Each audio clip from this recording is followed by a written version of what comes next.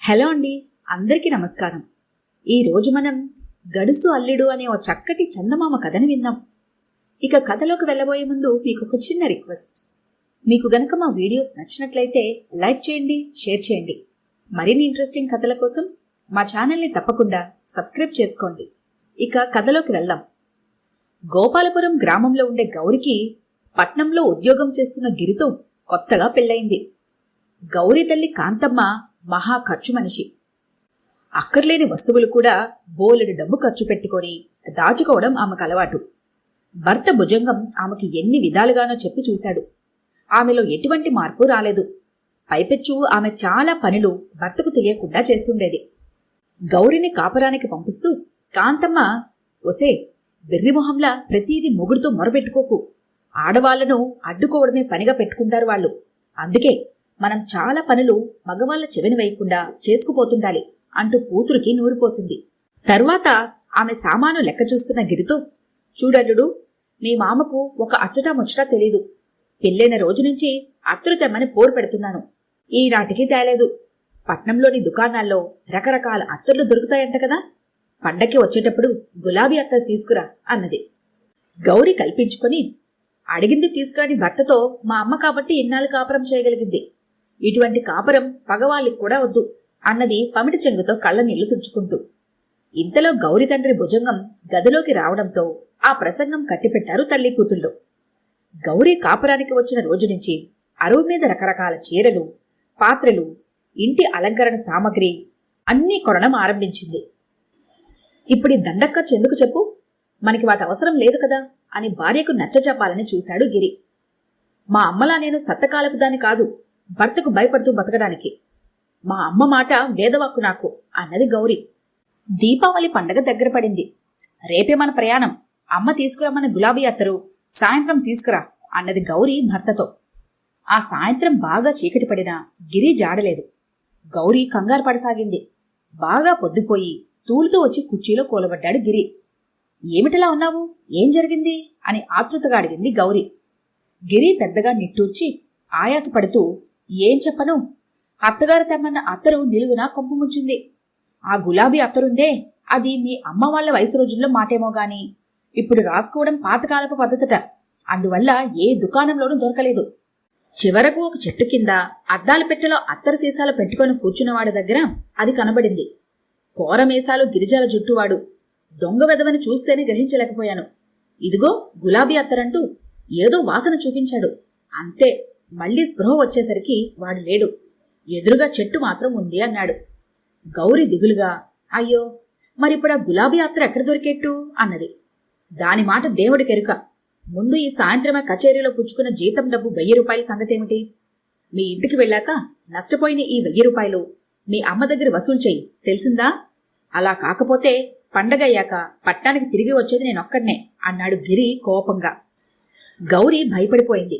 భర్తను అంత కోపంలో చూడ్డం ఆమెకు అదే మొదటిసారి. బాడుగు బండిలో పుట్టింటికి చేరాక గౌరీ తల్లిని పెరట్లో బాదం చెట్టు కిందకి తీసుకుపోయి, అదేదో గులాబీ అత్తరో మల్లెపూలత్తరో నా కాపురం చెరిచేలా ఉందే అమ్మా అంటూ జరిగిందంతా చెప్పి, ఆ 1000 రూపాయలు నువ్వు ఇస్తేనే ఆయన నన్ను పట్నం తీసుకుపోతాడు అన్నది. అంతమ్మ నిర్ఘాంతపోయి, ఎవడో చెట్టు కింద చోరీ వదవ దోచుకున్నదానికి నేను నష్టపరిహారం చెల్లించాలా? ఇది మరీ బావుంది అంటూ దీర్ఘాలు తీసింది. నీకోసం అత్తరు కొనబట్టే గదా ఈ అనర్థం జరిగింది. నువ్వు డబ్బివ్వకపోతే శిక్ష నాకా? ఇది మాత్రం బావుందా అంటూ రెట్టించింది గౌరీ.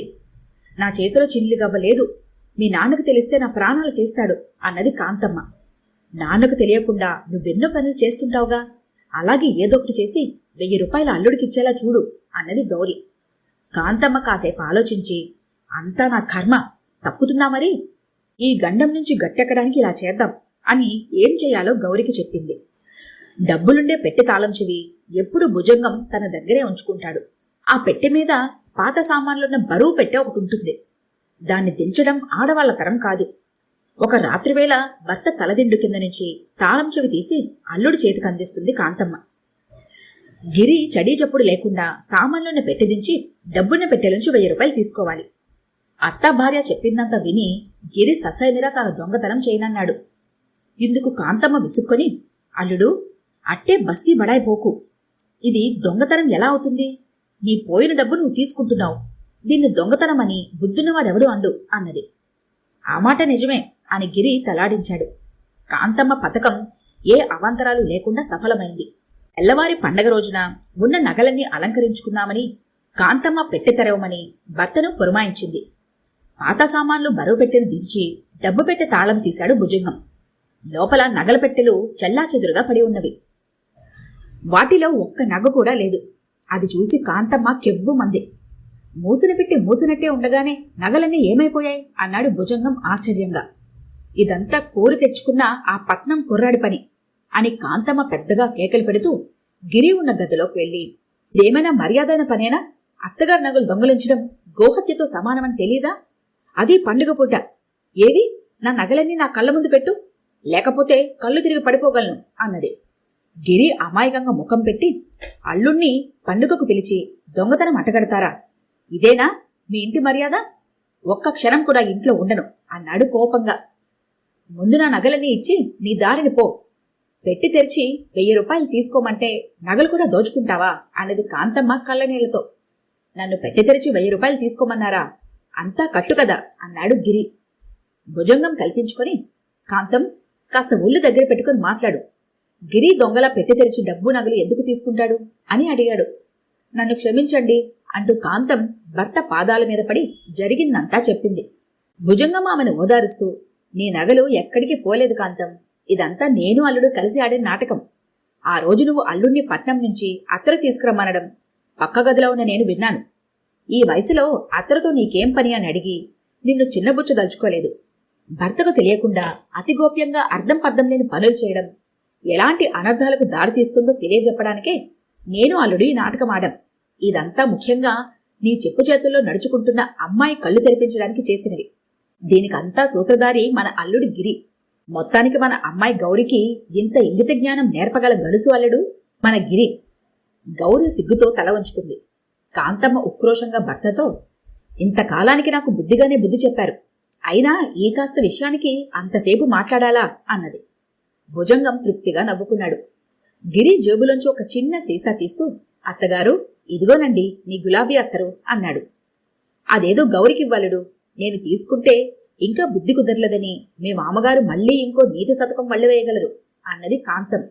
ఆ మాటలకు భుజంగంతో పాటు గౌరీ గిరి కూడా పెద్దగా నవ్వుకున్నారు. ఈ కథ కనుక మీకు నచ్చినట్లయితే లైక్ చేయండి, షేర్ చేయండి. మరిన్ని ఇంట్రెస్టింగ్ కథల కోసం మా ఛానల్ని తప్పకుండా సబ్స్క్రైబ్ చేసుకోండి.